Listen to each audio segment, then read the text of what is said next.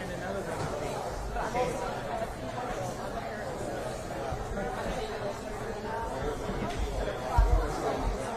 right, oh yeah. Yes. Yeah, alongside. That's crazy.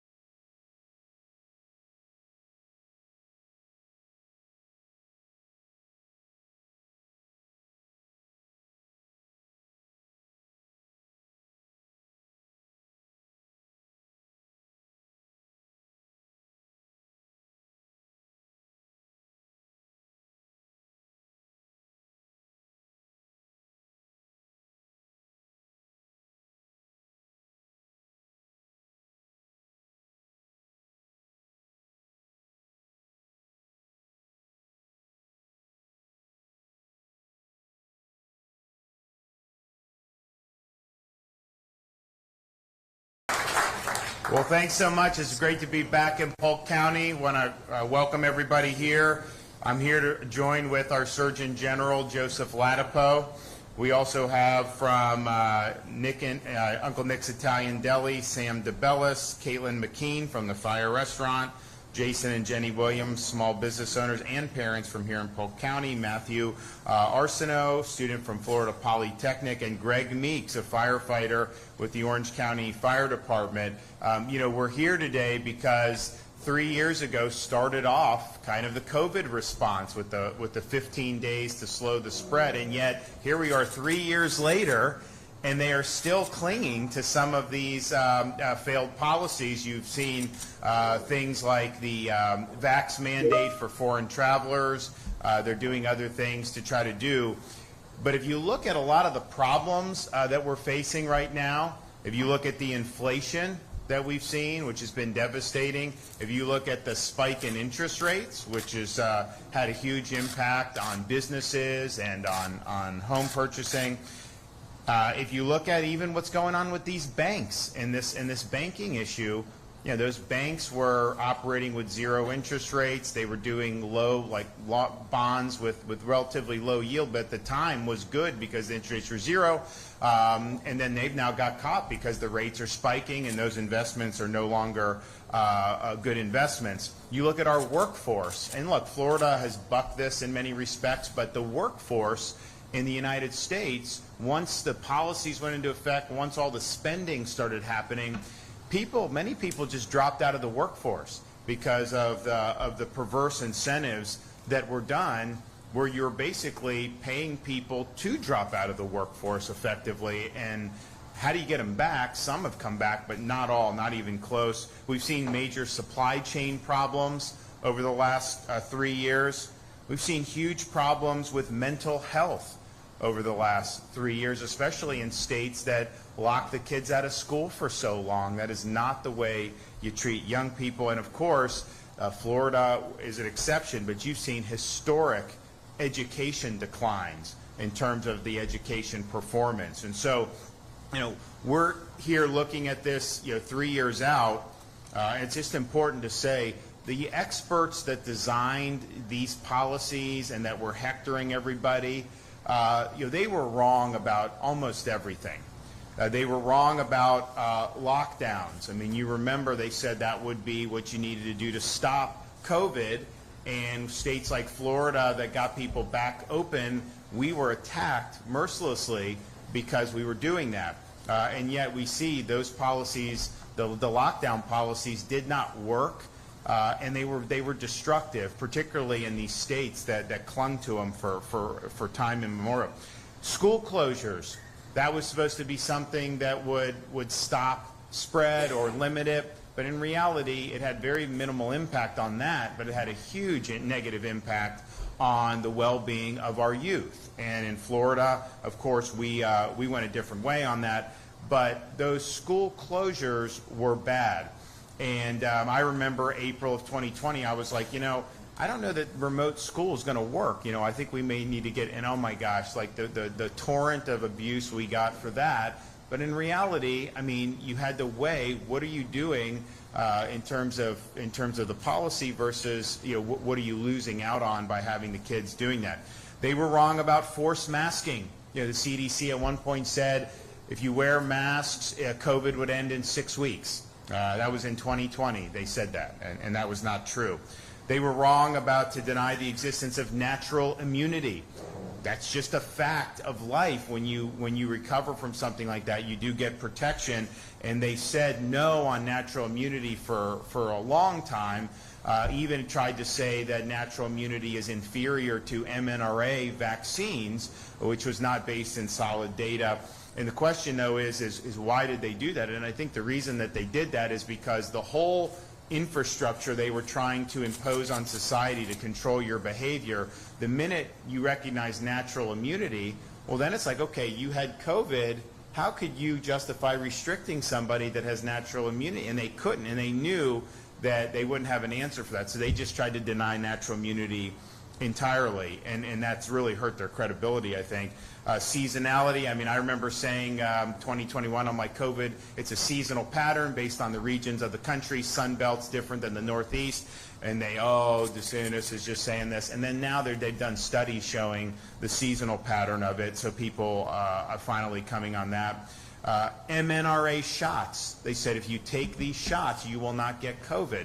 Well, we know that's not true. It's definitely not true with these booster shots that they're doing, but that was something that they were doing because there were people who were very low risk for COVID that were being coerced or badgered into doing mNRA, and the reason that we're saying was, okay, yeah, you may be low risk, but this is a way to prevent infection for other people, because if you take this, you won't get it or spread it, and that's just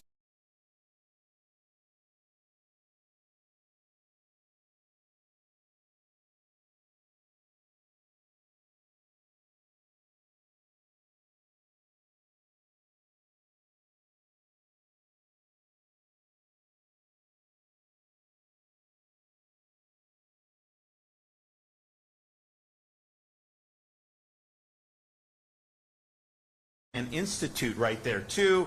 And I'm like, okay. It turns out a lot of the reasons I think they were concerned about acknowledging it came from a lab is because our own government had funded gain-of-function research. You know, they're sending money to Wuhan and other places to do things that are very, very risky. So we know, look, it came from a lab, okay? That's where it came from. I think we need the full accounting of the origins of that.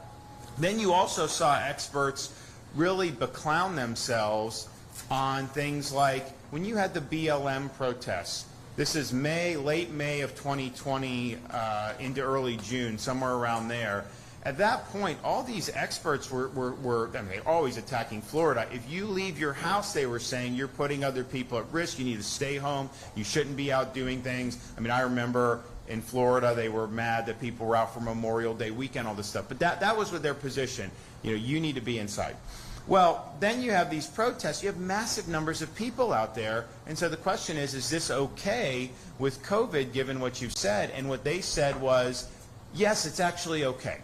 That protesting, the police are doing whatever they were doing with BLM, that serves a public health function. So even though they've got hundreds or thousands of people together, that was fine. And they actually wrote a letter saying this. And in the same letter, they said, it's fine to go out and protest with BLM, but does not mean it's okay for you to protest against lockdowns or other things that you may. So, you know, this was presumably a woke virus. But I think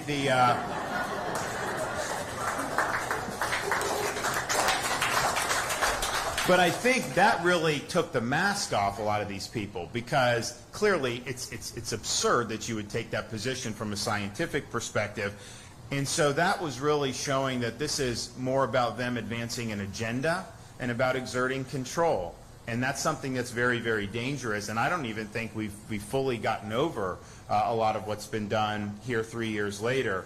They also, these experts resorted to, because at that time there was like no dissent allowed, basically. I mean, that they had the narrative, you know, particularly in those first couple months. And if you had people that tried to speak out, you know, they faced really, really significant blowback. I mean, you had people like Fauci saying we need to take down some of these other scientists like Bhattacharya from Stanford.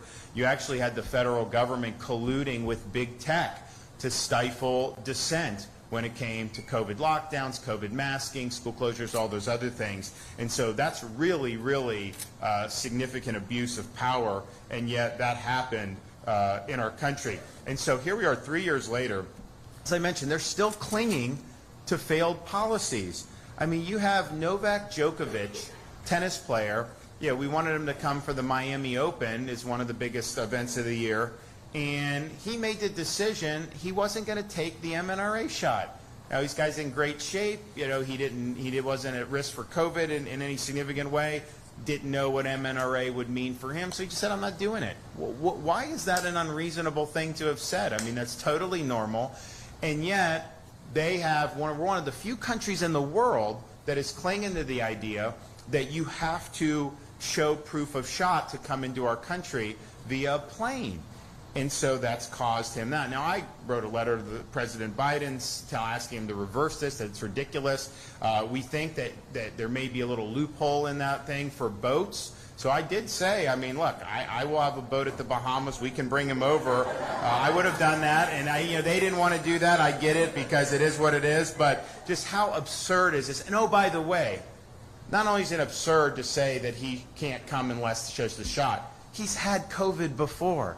So he definitely has protection from COVID. So these people coming are not posing a risk to the public in any significant way. Federal mask mandate on airplanes. So we had a challenge in Florida. Federal district judge struck down the mask mandate for airlines. And just think how miserable it was being on the airlines. It was causing a lot of problems. It was not working. And these little kids, like they would get, a 2-year-old kid, you got to force the mask. I mean, it's hard enough to keep the kids behaving on the plane as it is, much less having to force a mask. And yet that was what it was. So it was really, I think, some ugly stuff. So it was struck down, thankfully, and really liberated the country from this. And Biden's administration is arguing in court now to reimpose the mask mandate on air travel, for commercial air travel. I mean, you can't make this up. 3 years later, they want that mandate to be reinstated.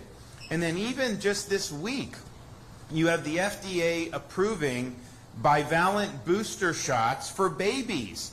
So now you're such a 6-month-old baby, you do the first round and then 2 booster. That's like 4 shots of MNRA relatively early in your life. And Joe can talk a little bit more about this, but what's the evidence that this is helping these babies? There is none. I mean, the data they used to get this approved through FDA was very, very sparse. And so you're in this situation where they're pursuing an agenda. They're not doing what the evidence is saying. So Florida, I think, we played an important role over the last 3 years. I think we were one of the first states to see that the experts were getting it wrong, and we resolved to chart a different course. We were not going to let this state descend into a Faucian dystopia, not on our watch. And so we took a lot of different actions to make sure that we could liberate the state from Fauciism.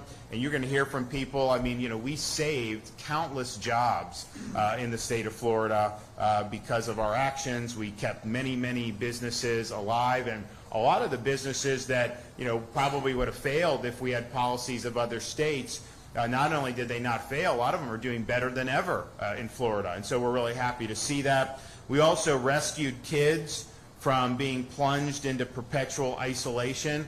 We forced the schools in 2020 to be open for all Florida students. We thought that was something that was important.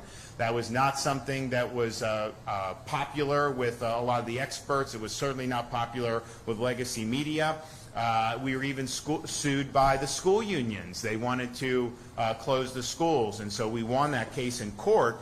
But we were looking at a situation where, we were out in front on this. We were taking a lot of incoming. Now, 3 years later, people look back, and a lot of people don't even admit that they opposed us on it, but people are acknowledging the devastating consequences when you had kids locked out of school for a year in some of these other states. Total disaster in terms of their well-being, academic ability, and everything down the line. So that was something that was really important.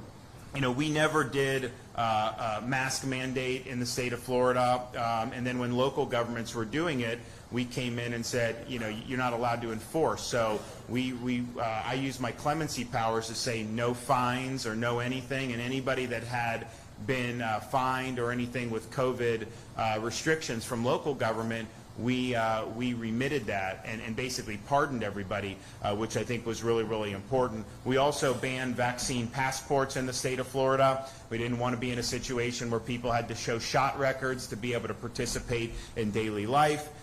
When people were threatened with losing their jobs, we called a special session of the legislature to prevent jab or job mandates. You shouldn't have to choose between a job you need and a shot that you don't want. And the thing about the jab mandates, this was after we got into the summer of 2021 when you had massive waves. You had all these people that got the shots, massive numbers of shots done, and it should never have, if they were working as promised, you would never have had a major wave. Yet people were getting infected, and we started to see that. So as the efficacy of it was coming into question, that's when they wanted to do even more coercion against people. That should tell you, I mean, that was a huge red flag to see them. Of course, Biden wanted to do the national mandate where, you know, you're a truck driver or something, you could lose your job if you didn't want to get this. They tried to do the same with law enforcement and nurses and all these other things. So we stood up against that. But then also because we've seen so many promises and statements about this, and yes, in Florida we came in and stopped the coercion, but there was still a lot of pressure put on people to do the jabs. We are the first state to investigate these misrepresentations, and so we actually currently have a grand jury impaneled in the state of Florida to be looking into everything surrounding the COVID jabs. And we created, because the CDC for really the last 3 years has whiffed on so many different things when it came to this, and it's like now they put something out and you just dismiss it because of some of the stuff that they were trying to do throughout the pandemic. We created a public health integrity committee. This is something that Joe Ladapo is the head of. Got great doctors and scholars from around the country who are really focused on speaking the truth about the data. They're willing to challenge the medical establishment, and they're not going to let politics and the narrative trump standing for what's right. So I'm really excited that that's going. Joe can talk a little bit more about that. So what are the results? So we had to chart a course. We had to take actions. What's been the results in the state of Florida? Well, we have record-setting tourism in Florida. So 2022 broke the records that we've had. That's still with some of the international restrictions that have been imposed on air travel. We still had a record-setting tourism. And I remember when 2020, 2021, we were kind of the place people were escaping to. You started to see our hospitality really boom, and that was really exciting. From Q1 of 2020, right before the COVID stuff started, to Q3 2022, last quarter we have full data for, our GDP here in Florida grew 23% higher than the nation as a whole. We're #1 among the large states for GDP growth over that same period of time. We're the fastest growing state in the United States, and we're #1 for net in-migration. We're #3 and 4 in 4th grade reading and 4th grade math in the first post-COVID NAEP assessment.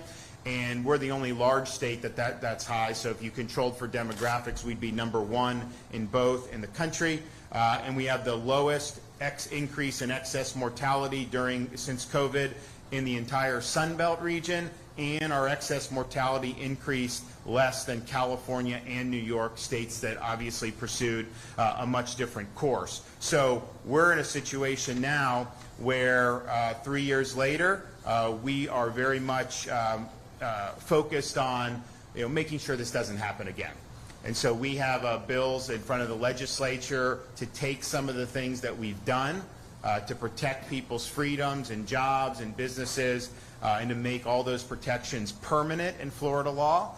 We also don't necessarily say it's only about COVID, because they're going to find something else sometime in the future to try to use and to try to take advantage of. And so we wanted to apply prospectively for new things. But I think it's really important. I mean, for example, we were, I think, the first state to prohibit jab mandates, the COVID mandates for the school kids, for the vax. And that's something that the CDC has added it to the immunization schedule for children.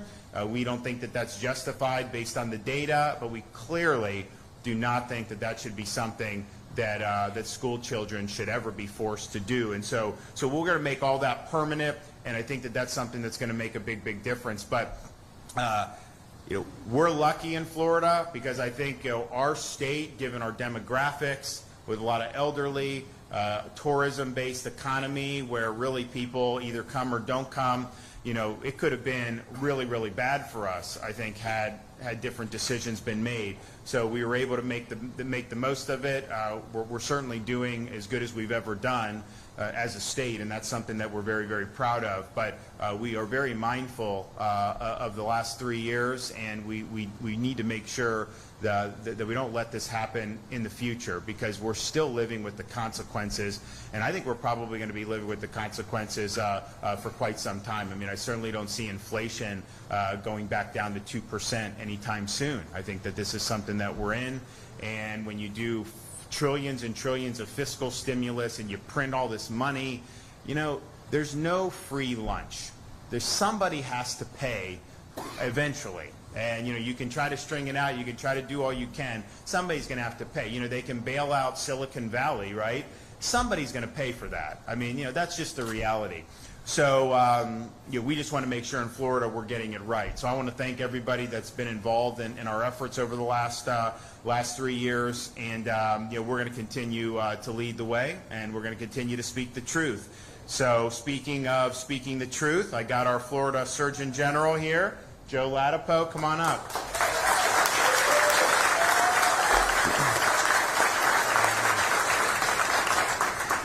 Hey, everyone. Hey. This is a cool venue, this restaurant. It's a cool view, actually, from up here.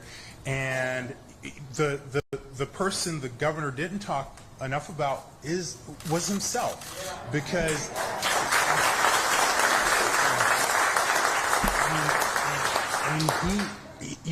it's not possible to give him enough credit for what he did.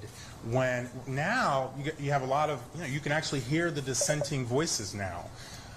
2-3 years ago, I mean, it was like a pin dropping. There were almost no dissenting voices. And when someone did dissent, just even stuff that defies common sense in terms of how simple it is. Like, oh, maybe the kids should be in school, and maybe it doesn't make sense to try and keep a piece of fabric over a little child's mouth. Or maybe it's okay to still spend time with people you care about and love, and spend time doing things you enjoy doing and are good for your spiritual and emotional health. Just things that are just so true on their face. The world erupted, and Governor DeSantis the whole world really is grateful that he held his positions over things that made sense to him, and in fact made sense to a lot of people inside, even though they weren't vocal, when everyone was having a spasm over just the simplest drop of common sense. So I'm immensely grateful to him. I know that you all are too, and it's important to keep in perspective exactly what happened, because one of the things that the media they're just so brilliant. I mean, it's almost, I mean, it's so sinister how good they are at this, is recreating reality. So, you know, I'm talking about the governor. I'll take a moment to talk about myself. Just recently, you know, I've seen sort of this spate of news articles about me and a letter we wrote to the CDC and the FDA about their mRNA COVID-19 vaccines and their safety, or frankly, their lack thereof. And so the CDC and the FDA, their heads, send this letter. I don't know, 50 different news stations carry their response, and how the doctors, you know, Dr. Latipo's wrong. So just to come back to reality a little bit. So I went to med school. I got a PhD in research science while I was in medical school. Went to a place called Harvard. Not as cool as it used to be. My wife and I were talking on the way up here that we're not even sure we would send our kids there, because they're indoctrination factories, and we're raising our kids to be resistant to that stuff. But you don't really want to drop your kids in an environment where they've got to have their shields up all the time because people are trying to indoctrinate them from, you know, left, right, and center. But yeah, and I was a tenured faculty member at UCLA. I'm now a tenured faculty member at University of Florida. All of that is to say, you know, I know what I'm talking about. I've spent some time in this area. And And and going back to the past, right, and looking at how things happened at this 3-year anniversary. So the reality is that, and I don't even care about vindication. I care about doing what's right. But the reality is, and you'll never hear this, the reality is that Florida and Governor DeSantis' leadership and the decisions that he made for this state and the direction that this state went was absolutely correct. I mean, if you're looking for vindication, you can find it abundantly here. He was absolutely correct. It was the right decision to get the kids back in school. It was harmful to the kids to keep them out of school. It was the right decision to encourage people to do what they want based on their tolerance for risk, their preferences, their values, who they wanted to spend time with. That was the right decision. And the bill has come due for a lot of that stuff where states went the opposite direction in terms of mental health harms, in terms of alcohol and other substance abuse. So that was the right decision. When we made the decision to stop the crazy testing, and you had folks in nursing homes struggling to find tests, and then healthy 20-year-olds with their iPod headphones in, waiting in line to get a test. I mean, when we said, look, you're healthy, you don't need a test. You know, you're low risk. That's not the right way to spend your resources. Everyone got upset. That was the right decision, and that's what more states are doing now. And the list goes on in terms of the decisions. Very clearly, the vaccine, putting a kibosh on the vaccine mandates and the passports was the right decision. And never mind the fact that we have a president who promised he wouldn't mandate them, out of this side of his face, and then out of the other side of his face said he would mandate them, and everyone had to get them, and the military and all this other crazy stuff. That was the right decision. And he did, and Governor DeSantis stood against that, even though every voice was saying that he should do it. And he stood against that. And what do we have now? Now that the dust has settled, we have a vaccine, an mRNA COVID-19 vaccine, that has a terrible safety profile. I mean, that is the truth. The media, they work overtime to rewrite reality, to make people believe that what is happening isn't actually happening. These vaccines have a terrible safety profile. At this point in the pandemic, I'm not sure anyone should be taking them, and that's that is the honest truth. I don't think anyone probably should be taking them. They have a terrible safety profile, and we have, unfortunately, a CDC and FDA who the most consistent thing they've done is deny the truth. Whether it was pushing masks, I mean, they did squat. I mean, they did not have any substantial impact, no benefit. Pushing masks, pushing the vaccines in little kids, all these low-value, divisive policies that they did. Meanwhile, here's the truth, right? You look at these studies of the mRNA COVID-19 vaccines. There was a study published a few weeks ago in a journal called Lancet, a journal that's well known, I should say. And what did these authors show? They showed that after 7 months, the protection for infection, right? It started, I don't know, around 70%, down. At 7 months, it hops onto the other side of the axis, right? So it is negative, and that continues, and that the magnitude of that negativity increases over time. What does that mean, folks? It literally means that the people who received that vaccine were more likely to contract COVID-19 after 7 months than the people who did not. That is a fact. Has the CDC or FDA ever said a word about that? No. So these guys are, unfortunately, they're geniuses at rewriting reality. But the reality is that Dr. Fauci and Dr. Walensky, Dr. Califf at the FDA, these individuals have been making decisions that I don't know what the hell they're prioritizing, but it is not your well-being, it's not my well-being, it's someone else's agenda. And that's unfortunate, and that's not something that we're doing here in Florida, not under the governor, not under the Florida Department of Health. So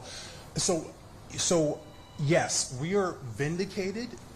whether or not people want to admit that or not, the decisions that we made prioritizing the fact that people are people and humans should be respected for their preferences and their ability to make decisions, those were the right things to do. We're vindicated, and the fight isn't over.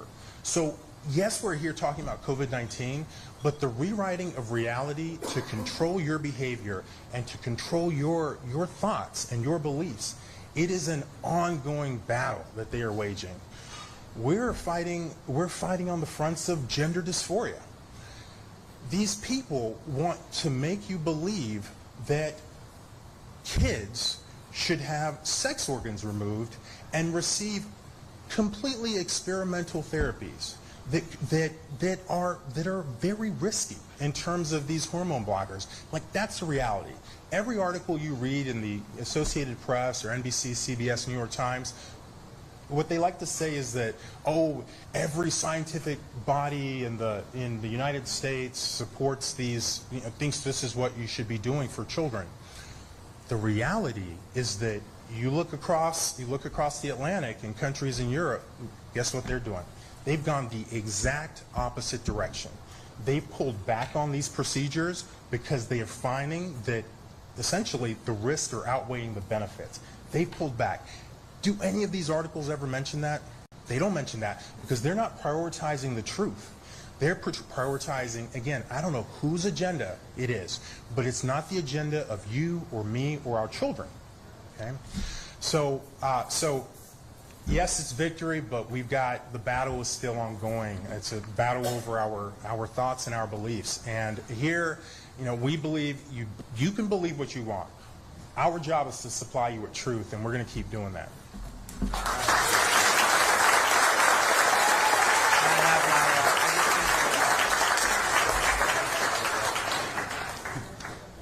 Well, thanks, Joe. And yeah, we had, part of the problem with the COVID stuff, particularly early, is like there were no dissenters allowed, and even people that dissented, really weren't going to be able to speak up or would get silenced.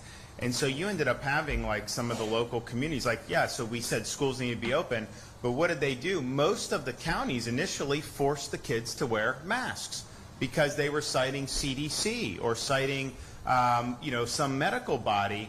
And we didn't believe that that was appropriate. There was no evidence that that was good for the children. So when we did the Parents' Bill of Rights, I did an executive order saying, these school districts can't force the mask. The parent can make the decision. If they think that's good for their kid, they could. Most parents didn't. And so we had to fight back against that. But then you also had them following CDC protocols on quarantining healthy students. So you'd be in school, someone would get COVID, and they say, okay, anyone that was in that lunchroom, you got to go home for 2 weeks. Healthy kid. Well, what are the parents? They'll get a call 5 o'clock, 6 o'clock in the evening saying your kid's out for 2 weeks. How are they supposed to make that work if they're working and doing all this other stuff? But there really was no science behind it. And so Joe was, I think, probably the first Surgeon General in the country to say, the healthy quarantining is not good. We put out guidance saying don't do it, and most of the school districts immediately stopped it because it was very disruptive and it wasn't having an impact. And the thing is like, you say like, okay, someone in the lunchroom got it, you were in the lunchroom, you send them home. They're doing things at home anyways. I mean, it isn't like they're sitting in their room for 2 weeks. It's so ridiculous. So we were able to do that and so many other things, but there weren't a lot of people with Joe's credentials who were willing to say, because every time we did any of those things, there was a lot of incoming that you had to deal with, but clearly they were the right decisions. Okay, so we're going to hear from some of our other folks here today. So first, we have Sam DeBellis, owner of Uncle Nick's Italian Deli.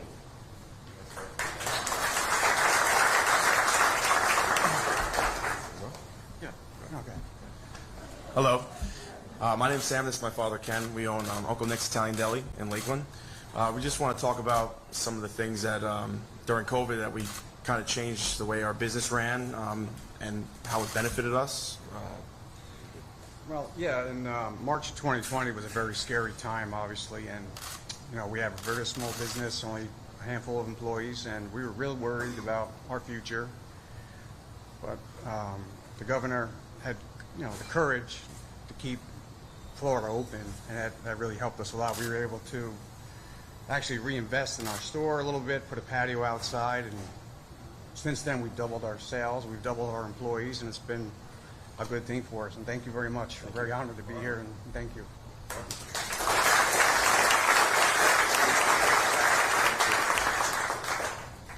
All right. Well, happy to hear that. Okay, Caitlin McKean, the Fire Restaurant. Come on. Hello, my name's Caitlin. I've worked here at Fire for coming up on 9 years now.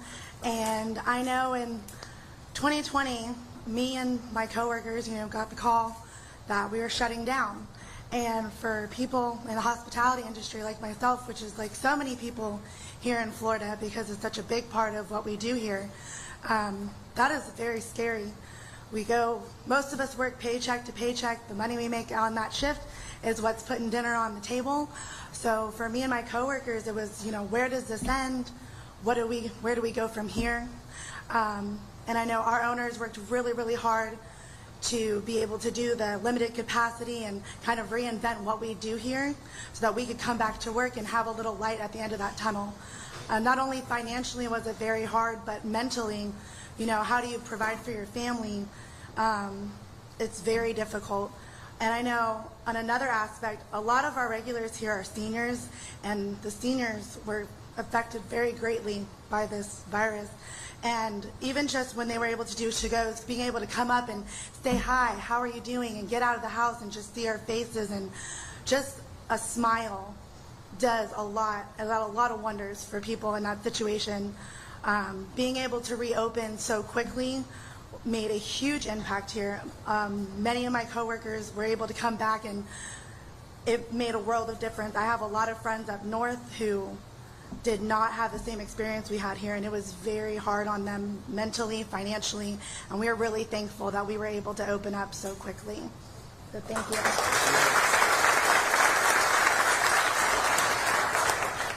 Well, thank you, Caitlin. Fauci, he hated the restaurants. He would blame the restaurants for all this stuff. And I mean, it was ridiculous. And so, and of course, Florida, they were like, oh, you have restaurants or stuff. And I'm just like, these are folks that their livelihoods are at stake with this. It's like, you have someone that owns it, but then you got all these people that are working there, and to just be so flippant about saying, you shouldn't have the restaurants operating. I mean, that's just, it just shows that they didn't care about all these other aspects of our society, that were very, very important. And I'm just glad that in Florida, our restaurants have never done better in the history of the state as a result of how we handled it, because it was a major difference between Florida and many of these other states. In fact, you'd have business meetings where you'd have a group of people that would want to do business, and they're all from Chicago, but instead of going through all the morass, they'd all fly to Florida. They'd eat at a restaurant, enjoy themselves, do the business, and then just fly back. And that's what was happening here. And it's really been a big deal for so many people. Not only have our existing ones been able to do very, very well, we've got a bunch of them that move from New York or bringing their concepts down to Florida because they're able to operate better here. So we're proud of that, but we're really proud of our industry here for our restaurant as well as our overall leisure and hospitality. Okay, Jason and Jenny Williams right here in Polk County.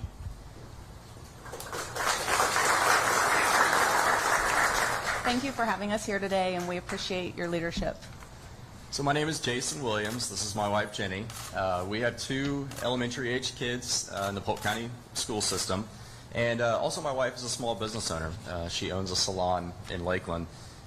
We want to say thank you to the governor for reopening schools and businesses, encouraging parental choice on masking in schools, and individual choice on masking in public. Like most of you, we vividly remember when the pandemic initially struck. Our son was actually in kindergarten at the time, and we were at his Little League baseball game when we got the call that schools were going to be shut down. Sadly, that also meant no more baseball for that season too. Certainly we were confused. Our children were equally confused, but we were determined to make the best of it. Things got interesting though, as businesses were basically forced to shut down. Thankfully, my job allowed me to work from home, but Jenny could not.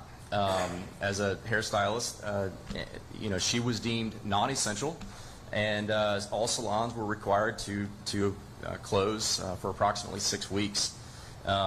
Again, we were determined to make the best of it and remain positive. But I can say during that time, we quickly realized that we were not teachers, and trying to balance my work schedule and educating our children at home was just not going to work. It was extremely challenging. So we were very thankful when schools reopened the following year. Our children were able to get the in-person instruction, but unfortunately it also meant dealing with masks. And we were personally in favor of parental choice, but we followed the rules of the school at that time. And of course we supported the teachers and administrators through all that. But I can tell you, trying to keep a mask on, 2 small kids at the time, they were 7 and 5, was frustrating. It was confusing to them, and I'm sure it was equally challenging to the teachers as well. Our kids, quite frankly, hated wearing them, and in the words of my son, he said, "I can't wait to burn this thing when this is over." Yeah, so looking back, we're grateful for many things. We're grateful for Florida that we had the flexibility to reopen and allow people to go about their lives much sooner than the rest of the country. We are grateful for many individual and parental choices, including unmasking our children. Governor, thank you that the COVID lockdown measures were not permanent, and that people and businesses, many which are small businesses like my wife's, could go back to work and provide for their families. And we're thankful that we had the ability to make the right choices, and most of all, we are grateful to be Floridians. So thank you.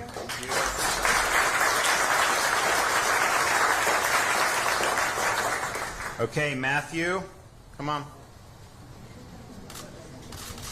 Hello, everyone.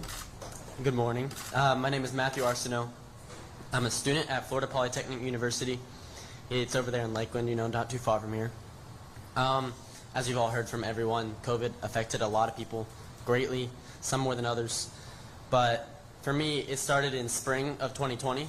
I was a junior in high school, and we were on our spring break, looking forward to all these fun things like playing your sports that you're in, going to prom, graduating if you can, all these fun things. But when we came back from spring break, that had all changed, and it started with my tennis season completely cut, which it affected me a lot personally, because that's how me and my best friend spent a lot of our time together, so that really got to me. But after that, we were sent to online school, which in a rural county, it's uncommon to get good enough internet that would let you do these live lectures on Zoom and stuff and these online learnings.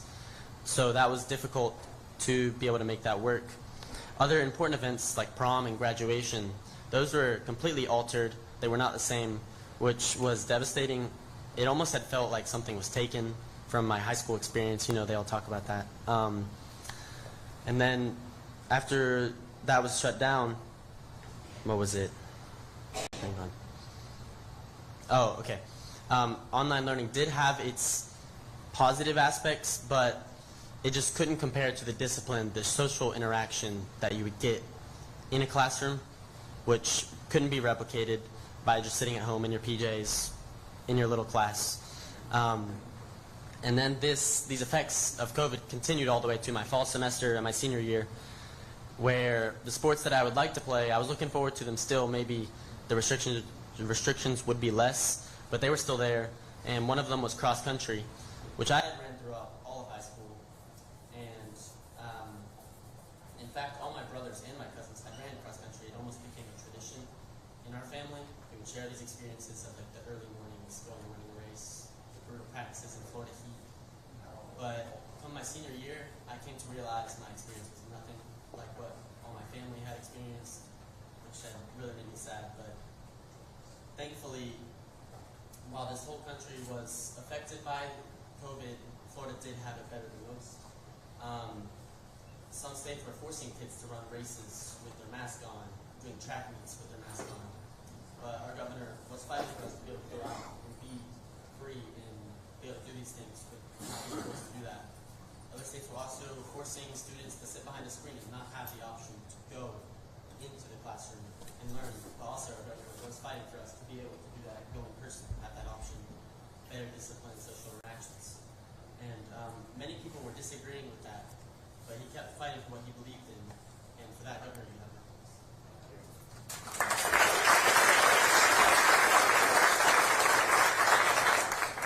So in Florida, the high school athletics is governed by, it's a private organization actually, FHSAA. And so, you know, they were doing the stuff with the seasons in the spring and all that. And so we really felt kids need to be playing. So in the summer, we said, you know, youth activities must go. I mean, if you didn't have to do it, if you didn't want to do it, we said this should be protected. You know, we want the kids to be out and about, whatever. And then when it came time to get ready for the school season, the organization was going to cancel fall sports for 2020. They had a medical advisory people. All these people are going in front of the board saying you can't do it. You know, it's too dangerous for the kids and stuff. And that was wrong. I mean, it was dead wrong. We knew it was wrong because we had stuff happening that summer anyways with sports. And so, you know, we made it be known, and we don't control the board. We said, we got to play, okay? No one's forced to play. If you don't want to, if you think it's not good for you, then don't. But to take that opportunity away from the kids was just simply unacceptable. So we were able to ensure that we had the scholastic sports season, and that made a huge difference. We actually had families move from California and some of these states to Florida because they weren't able to access any of these activities there for their kids. And so you have a senior, they want to play like one more year. I mean, like, you got to figure out something. And so we actually had that, and that was not something that was uncommon throughout the state. And then even the college. If you remember, summer of 2020, the Big Ten and the Pac-12 canceled college football, and it canceled all fall sports. And the SEC, there's a couple schools and maybe one in Florida that were, you know, a little bit wishy-washy on it. And we just are, you know, for our view, you know, privately was, you're playing. All right, you're gonna offer this. If a scholarship student doesn't want to play because they're worried about COVID, redshirt them. We'll give them another scholarship. That's fine. I'm not gonna force anyone. But it's absurd that you would not want the season to go on. And so once the SEC said yes, no, we're playing, ACC said that, you know, there was really a lot of pressure then that built on the Big Ten and the Pac-12 because why is everyone else able to do it and you can't? So then they had to reverse a decision shortly thereafter. They started their season a little after the SEC and ACC started theirs, but that was something that college football really was hanging in the balance in the summer of 2020, and I think we were you know, part of the solution of making sure that would continue. And really, sports in general, we had the first live sporting event post-COVID, the 15 days to slow the spread. We had the UFC fighting in Jacksonville, live fights. You know, they didn't have a big crowd or anything, but it was live fights, May of 2020. And then he did golf and NASCAR and then got this other stuff going. But it was really important, you know, that we were pushing the envelope on that because a lot of the other states were like, yo. So I even at one point made the offer to NFL teams. I said, look, I've got Doak Campbell Stadium. I've got Ben Hill Griffin Stadium. It's small. I got stadiums you guys can do here. If California's not going to let your teams play, we'll host them here. And that actually caused the governors and the so they, oh, no, we wanted to go. So, you know, you just, but I do think the ability to have access to these activities, I think, is really, really important for our youth, and I'm glad that we were able to fight for that. I'm also glad we were able to fight for our first responders. There was, when COVID first hit, when this 15 days first started, people were looking to first responders, nurses, all these people as heroes because they were there on the front lines helping people. They were exposed to COVID. That was just the nature of the job. They had to do the job. Then you fast forward a year and a half later, and they were being portrayed as villains because some did not want to take the mRNA vaccine. And again, many of these people had already had COVID. A lot of them just didn't necessarily want to do it. So you started to see some, in addition to Biden, in addition to some federal, you started to see some local governments, like in Gainesville and in Orange County with the fire department. They were trying to impose vax mandates on their firefighters and cops and all these other folks. So we felt that was wrong. When we banned vaccine passports, our view on that law, the way it was written, was that also applies to government mandating it for their employees. That there was a little bit of contention about whether that was the right, but we got most to back down because we were going to fine them if they forced it. But then we did the special session and clarified, not just for fire or public, but private sector as well. This is a personal decision, okay? It's not something that should cost you your livelihood.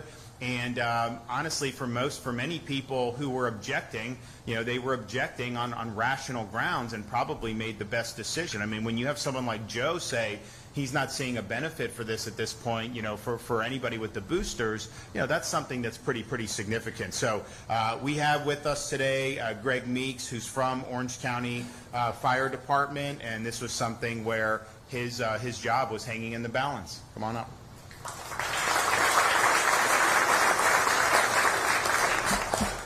Good morning. Good morning. Hope everybody's having a good morning. I'm Greg Meeks. I've been a firefighter in Central Florida for Orange County for 11 years. And I was at the heart of the vaccine mandate. We was at the heart. To my understanding, Orange County, we was the only fire department in the state of Florida to do the vaccine mandate. Prior to the mandate, we worked roughly for about a whole year before there was any vaccine available. At the time, we had roughly about 1,200 firefighters. Majority of our firefighters, we caught COVID prior to the mandate. So we all had natural immunity. So fast forward a year later, they come down with the mandates. Boom. They said if you don't get the vaccine within this period of time, you will be terminated, well, up to termination. So of course, it was an uprising at our job. So I'm a part of an organization called Operation Freedom of Choice. So we got together, we got lawyers together, we got litigations, and we came at Orange County government. We reached out to DeSantis. Due to DeSantis and his team, they got rid of the mandate. And we thank you for that. We thank you for a great deal. So backpedal a little bit. So when we found out about the mandate, me, myself personally, I called Human Resources downtown Orlando to find out what can we do. So I heard about religious exemption forms, reached out, then I found out Orange County actually denied religious exemption forms. So I did my research. That's unconstitutional. Right. So I called down on myself. I said, I heard that you were denying religious exemption forms. They said, yes, we have. I said, okay, what? I said, why? They said, because they weren't turned in properly. I said, okay, fine. What is the proper way to turn in a religious exemption form so it won't get denied? Her exact words were, we're not going to tell you, because if we tell you, everyone would turn one in and nobody would get the vaccine. I wish I would have written her name down. So I called the EEOC myself in the state of Florida. I was on hold for about roughly 30, 40 minutes, and I finally got a hold of somebody. I asked him, I said, what is the proper way to turn in a religious exemption form? He said there's no right nor wrong way. He said how the Constitution is written. He said, in simple terms, he said, you could write it on a sheet of paper yourself. He said, for example, you could have one religion, go to the bathroom, and you could come out a whole different religion. And he said, per the Constitution, they have to take that. They have to accept it. He said they cannot deny. He said how the Constitution is written. So cool. Long story short, I got my religious exemption. I turned it in. I didn't hear anything back, maybe somewhere between 3 and 6 months. I didn't hear anything back. So during that time, we have our lawyers together. We're fighting litigations. I mean, we're really fighting for our jobs, our livelihoods. I mean, we have husbands and wives that they're both firefighters, lieutenants, supervisors at this department. So if they don't, and they have children. So if they don't take the vaccine, they lose income for their whole family. So we're fighting tooth and nail. Governor DeSantis, his team stepped in. They put legislation, they put laws in place. They helped us out, and they have our utmost support. We thank you forever. We thank them, and it was a great deal. So we're still fighting. We're still fighting. We're still taking them to court because we want accountability. We want them to be held accountable for what happened because they coerced. We had a lot of new employees. They coerced them to take the vaccine. They threatened them, if you don't take this, you'll lose your job. So you have employees that's 22 years old that's coming on. They want to be a firefighter. They love the job, but they don't want to lose their job. So they're getting the vaccine on a third of their jobs. Now we have some people who took the vaccine. They had strokes, alopecia, myocarditis. Now it's time.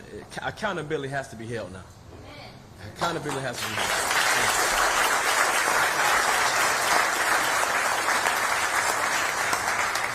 And I think that's a great way to end it, accountability. We need accountability, and we're working in Florida to bring that with our grand jury, with Joe's Public Health Integrity Committee that he's formed. But I know they're looking into some of this in Washington, in the House of Representatives, and we need a full accounting.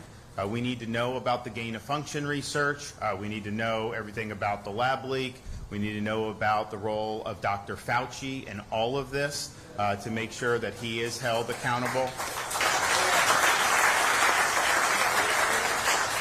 And we just need to resolve that, that we won't let it happen again. You know, when they said 15 days to slow the spread, it turns out, you know, people like Birx and Fauci, they never intended just 15 days. That was just basically marketing to try to get people to buy in initially. And it's true, once it started, it was hard to break out. I mean, we really had to drag the country out of this, and we were getting incoming every step of the way for the businesses and the schools and all that. And so the plan was always, I think, to have it longer. And I remember in April of 2020, at one point, someone was saying, because you know they were criticizing Florida, Georgia, some of the states who were reopening quickly, and someone asked Fauci, and they're like, when is it going to be okay to reopen? And he said, when there's no cases and no deaths. Well, the problem is with a respiratory virus, you can never have no cases. Are you kidding me?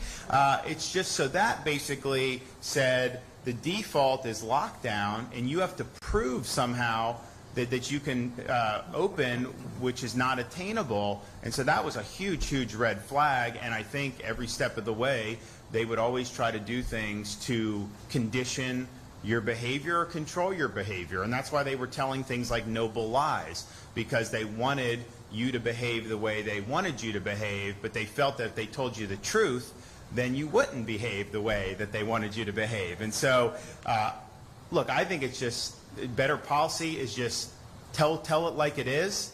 Give people the information, the best information you have, give it to them, give them the facts, and then let them make the best decisions for themselves and for their families.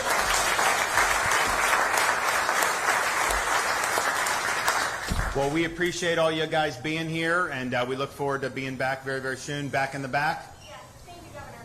We know everything you said about what should not have happened during the COVID-19 pandemic, but what actions would you take if, God forbid, there was another pandemic? Well, so the question is, you know, how do you deal with this going forward? And I think part of what you do, if you look at like Sweden and what Florida did, we were criticized severely. Sweden has the second lowest excess mortality in all of Europe. They were attacked in the U.S. and other places because they had open. And I think if what happened in COVID was there was a departure from kind of what was the tried and true approach to dealing with pandemics. And the tried and true approach had always recognized the limits of some of these non-pharmaceutical interventions. And there's papers written by really eminent people, some of them who passed away since then, but saying like, look, we don't really know if any of this stuff works.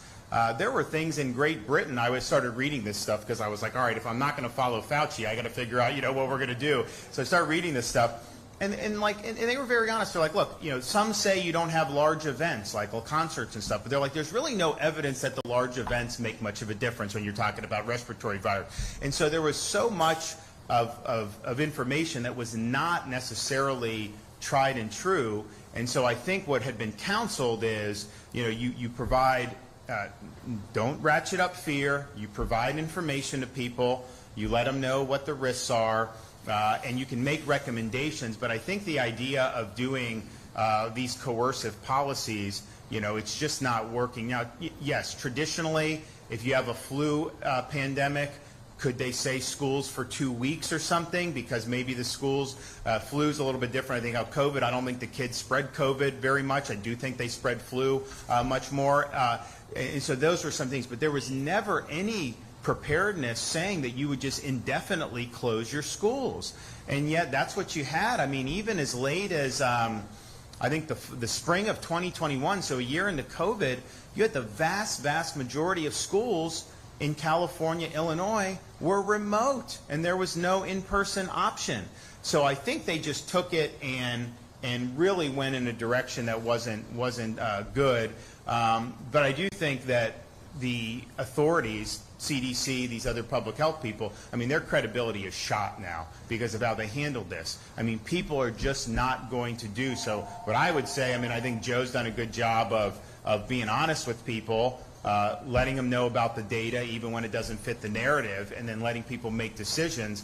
But you really need to regain trust, because I think if you have something, what you want is to be able to inform the public, yes, make recommendations, but they are not going to listen to any of this under current circumstances because they've just been lied to so many different times. I mean, the fact that they're pushing these boosters on the 6-month-old babies, that's insane.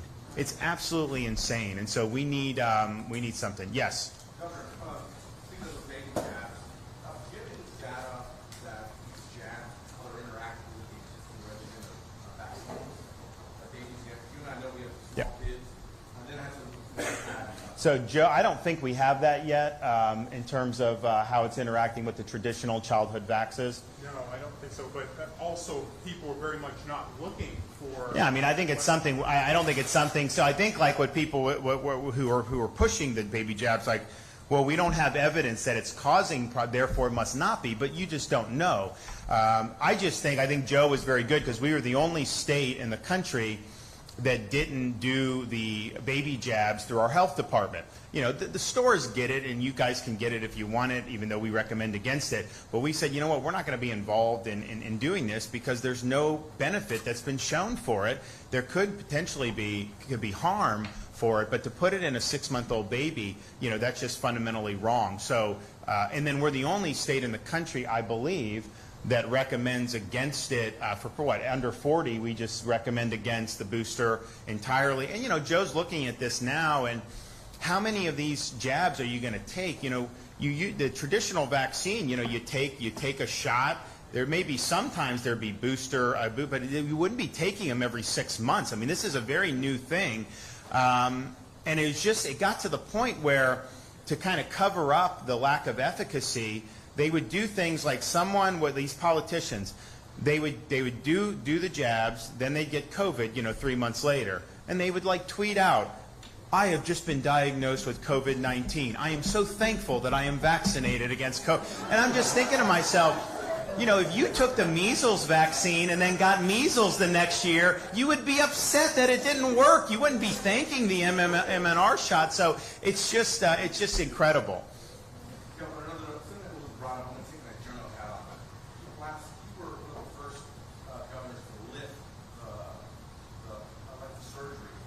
Oh, yeah. And I personally, as you know, I performed my biceps and waited 6 to 8 months to get it fixed after we said you're going to lift that.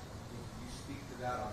Well, I think it's a great example. So one of the things we did early at the recommendation of CDC, HHS, and these federal guidelines was to not have elective procedures in our hospitals. And the reason why they told us to do it is they said, you're going to have what's happening in New York, you're going to have that in 2-3 weeks. Your hospitals are going to be overwhelmed with COVID patients. You're not going to be able to have someone do shoulders. There's not going to be enough beds. So that's what they were saying.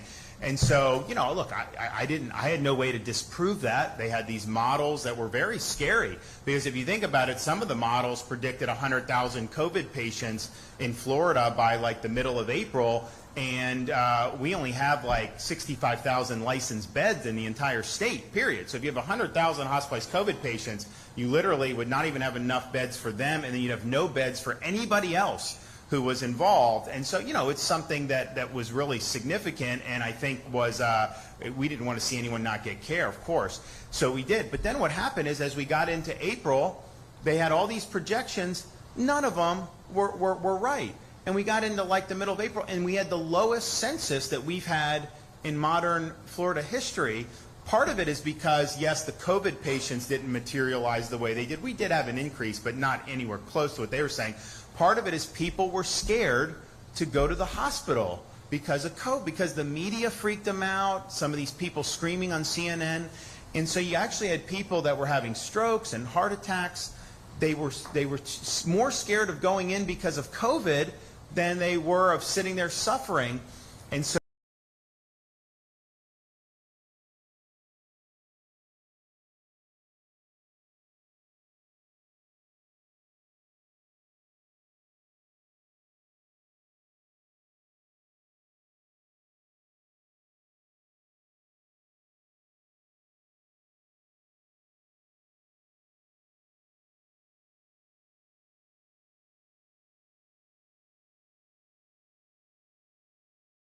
and then we ended up getting back quicker than most states. So I was in a situation, I'm like, okay, they tell us to do this. This isn't working. So we lifted it.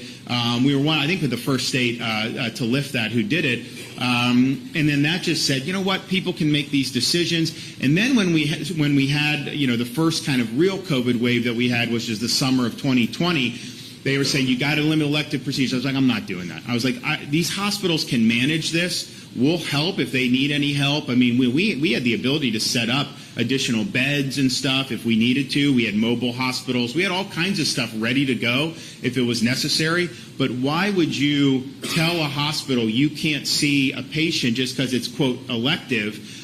But some of these electives are very important that they get done for people's health. So we told them, that's your thing. There were some hospitals that when they were dealing with a lot of COVID, they did suspend for a time. Many hospitals never suspended. Even in the midst of the waves that happened, they never suspended the elective procedures. But clearly, when I told the hospitals, I was like, look, I'm sorry, this. And no, you did exactly what everyone was telling you to do, and you lifted it faster than anyone. So we love you for doing it. I know, but there really wasn't an adequate basis to do it. What we should have done is just, if you did start to see a major surge, then trust them to make those decisions. And so April 2020, that's the direction we went in and basically kept that. And that was true not just in 2020. It was true in the Delta wave, and it was true every winter since then. It's not for us to dictate kind of who should be in a hospital bed or who should not be. So that was a good, I think, lesson learned. I don't think that you want to have